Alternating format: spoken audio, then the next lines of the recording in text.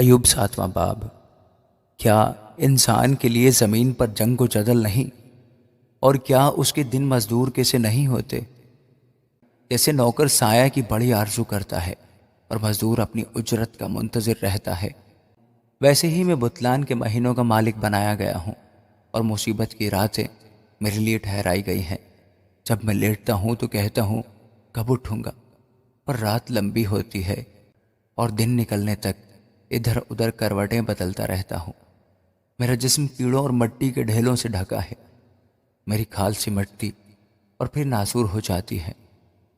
میرے دن جلاہے کی ڈھرکی سے بھی تیز رفتار ہیں اور بغیر امید کے گزر جاتے ہیں۔ آہ، یاد کر کہ میری زندگی ہوا ہے اور میری آنکھ خوشی کو پھر نہ دیکھے گی۔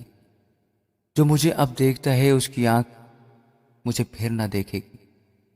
تیری آنکھیں تو مجھ پر ہوں گی پر میں نہ ہوں گا۔ جیسے بادل پھٹ کر غائب ہو جاتا ہے، ویسے ہی وہ جو قبر میں اترتا ہے پھر کبھی اوپر نہیں آتا۔ وہ اپنے گھر کو پھر نہ لوٹے گا، نہ اس کی جگہ اسے پھر پہچانے گی۔ اس لیے میں اپنا منہ بند نہیں رکھوں گا۔ میں اپنی روح کی تلخی میں بولتا جاؤں گا، میں اپنی جان کے عذاب میں شکوہ کروں گا۔ کیا میں سمندر ہوں یا مگرمچھ جو تو مجھ پر پہرا بٹھاتا ہے؟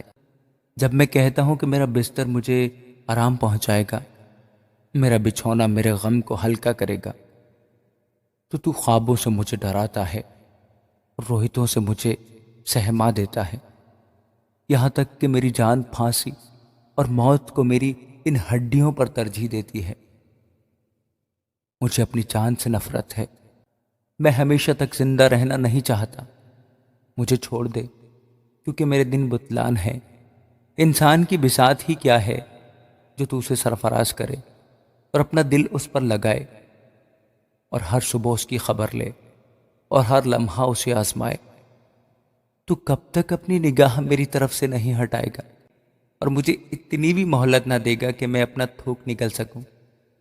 اے بنی آدم کے ناظر، اگر میں نے گناہ کیا ہے تو تیرا کیا بگاڑتا ہوں؟ تو نے کیوں مجھے اپنا نشانہ بنا لیا ہے، یہاں تک کہ میں اپنے آپ پر بوجھ ہوں؟